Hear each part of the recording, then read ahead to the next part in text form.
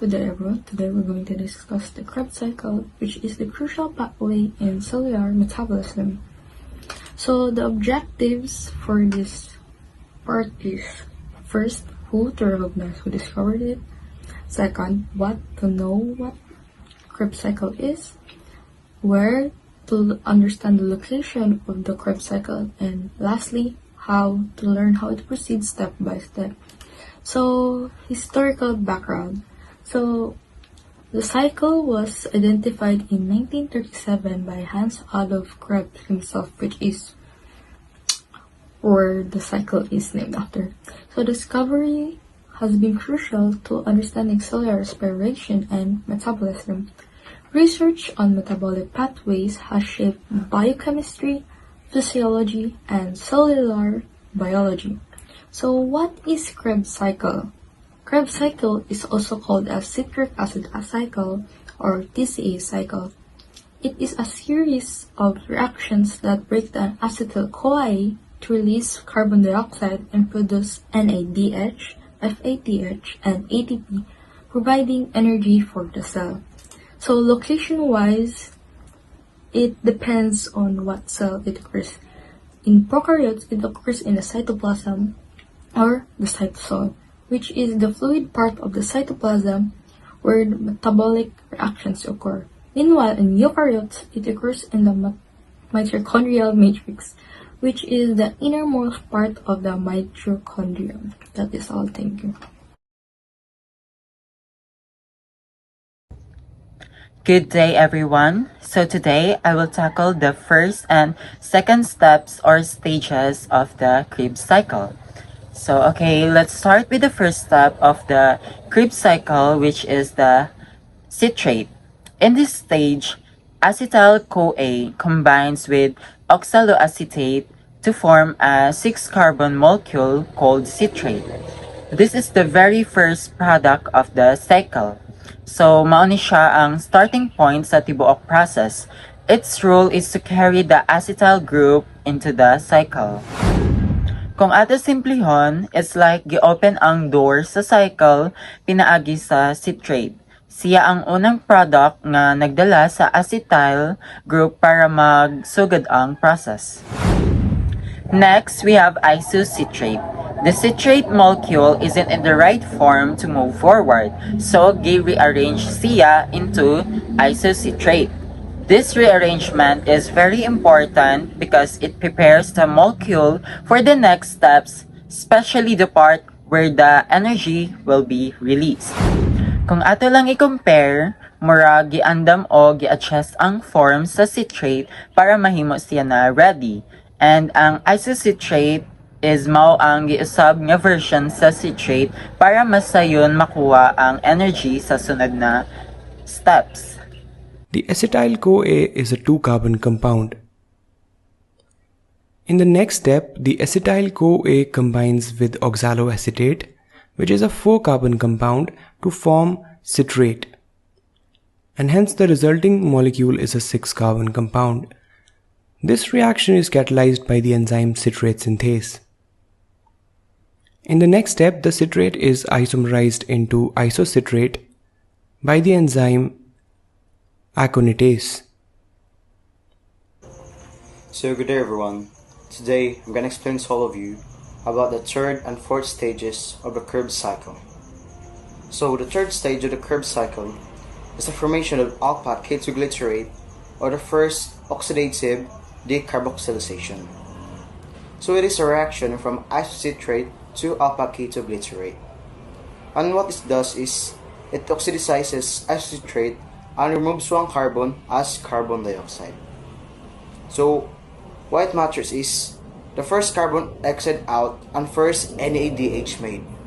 So from NAD plus to NADH.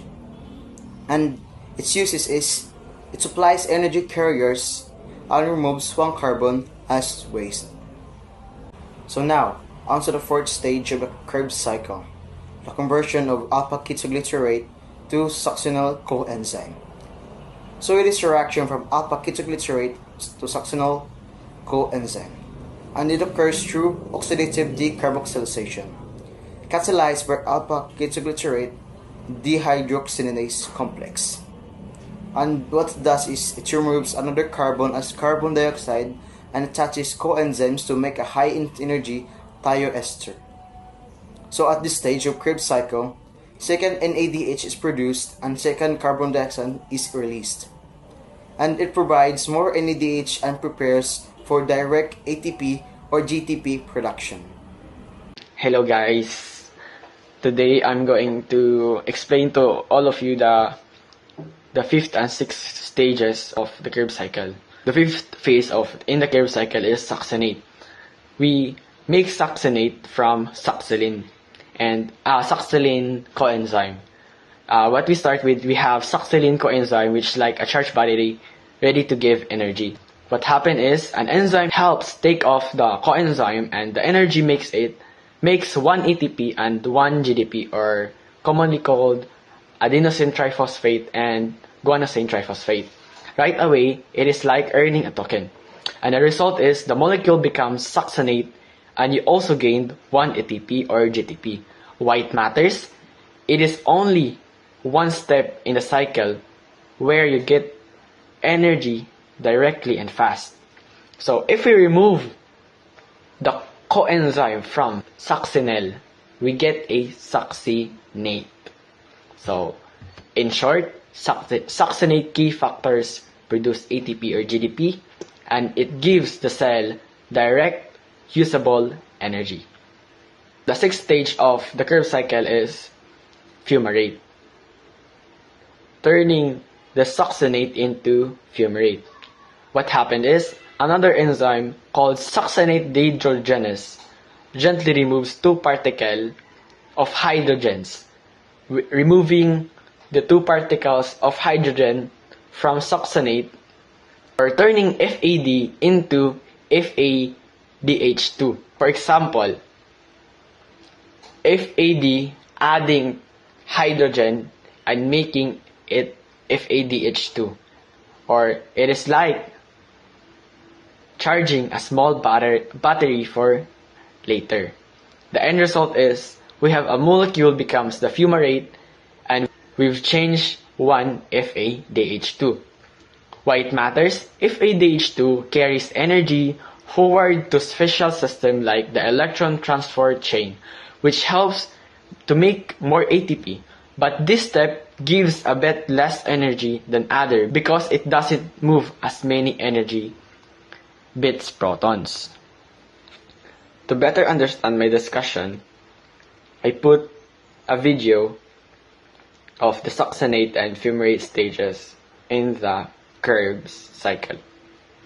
In the next step, the succinyl-CoA is converted into succinate by the enzyme succinyl-CoA synthase. In this reaction, a molecule of GTP is generated. Next, succinate is converted into fumarate by the enzyme succinate dehydrogenase. In this reaction, a molecule of QH2 is generated, which is used for the production of FADH2. Good day everyone. Now, we're going to talk about the last two stages of the Krebs cycle, which is the malate and the oxaloacetate. For the seventh stage, fumarate is converted into malate due to the addition of water. It is important to note that this step does not release energy, but it prepares the malate for the final oxidation. And now, for the eighth and final stage, malate is oxidized into oxaloacetate by the enzyme malate dehydrogenase. This reaction produces one NADH, and the oxaloacetate formed will combine with a new acetyl-CoA to restart the cycle. So in summary, the seventh stage sets up the reaction, while the eighth stage produces NADH and regenerates oxaloacetate, allowing the Krebs cycle to continue.